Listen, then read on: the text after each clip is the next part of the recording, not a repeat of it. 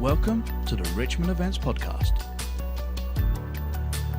where we take you inside the UK's most exclusive business forums. You'll get to meet the delegates, suppliers and speakers shaping their industries. Richmond Events, this is where business gets done. Welcome to the 20th Market Insight Forum, and today we have Dr. Julia Shaw with us, talking about AI, memory and the future of market research. So Julia, can you just tell us a little bit more about what you've been talking to us about today? So I've been talking about how important it is to incorporate memory research into survey design and into focus groups and into our general understanding of what people actually want when they're looking at products or services. Because I think one of the mistakes that can be made is that we, for example, design a survey that's asking leading or suggestive questions where we don't have to, and ultimately we can get much better data if we apply memory research to constructing the questions that we ask about people's memories. Okay, so this room is full of market researchers. So what's the single biggest piece of advice that you would give them today? Oh, the single biggest piece of advice. One of them is beware range restriction. There's several. There's several things. There's so many things. I mean, applying criminal psychology and investigative interviewing as we use in police contexts where memories and information about events is incredibly important and the accuracy is incredibly important. There's so many learnings, I think, for what people do in other contexts. And one of the things that we know is that asking people questions, including on surveys, for example.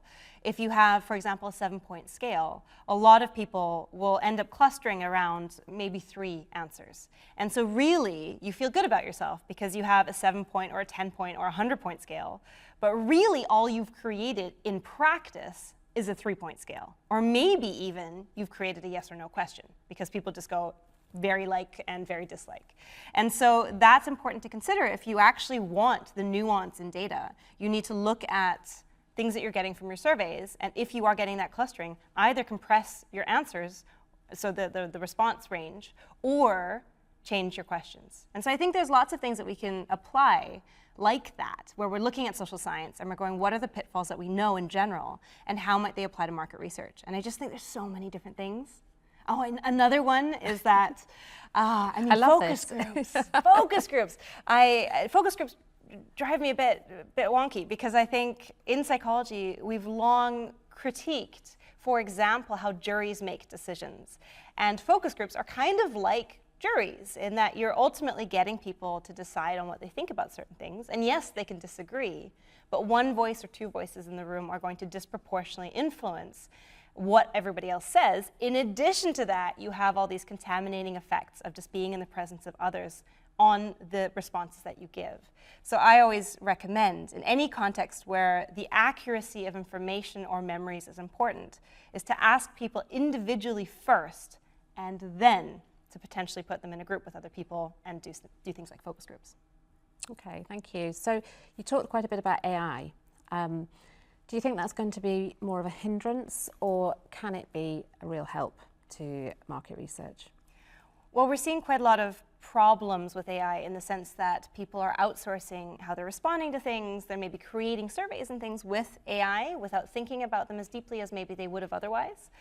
So there's definitely some potential risks, but I also see great advantages to using AI to craft better surveys, because you can do things like ask a large language model to examine your survey or the questions that you're going to ask for things like leading questions, suggestion, for response bias. You know, there are things that you can control for that maybe are quite difficult to spot as human beings, and ultimately they can allow you to craft much more evidence-based questions. Plus, I think using AI and tech tools that we have available now, I'm hoping will shift how we collect data in general.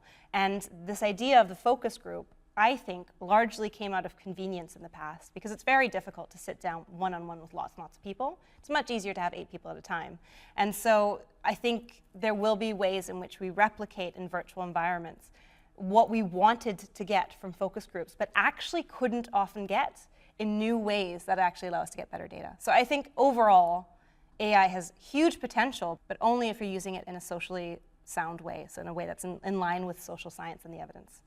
So do you think AI is going to be the biggest shift for this industry, or do you think there's other things coming down the line? AI is definitely going to be the biggest shift in this industry, as it is in many. Yeah. And I think and hope that what it does is it isn't just used to replace people, because ultimately that's, I mean, we know what AI does when it's left to its own devices, and it can have some very curious results and things that maybe aren't as applicable as we want them to be to the things that we actually need. So I think hopefully AI used well ends up supplementing the human experience and actually ends up allowing us to do things that we as human beings were quite bad at to begin with, allowing us to do our jobs better. So in my own research as well, I've created a chatbot, a tool years ago, which administers something called the cognitive interview, which is best practices in memory interviewing.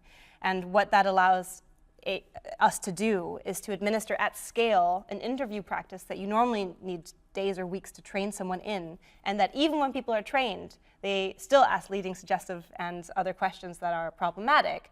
Plus, you have the social biases that can come into a room when someone's sitting across from someone else.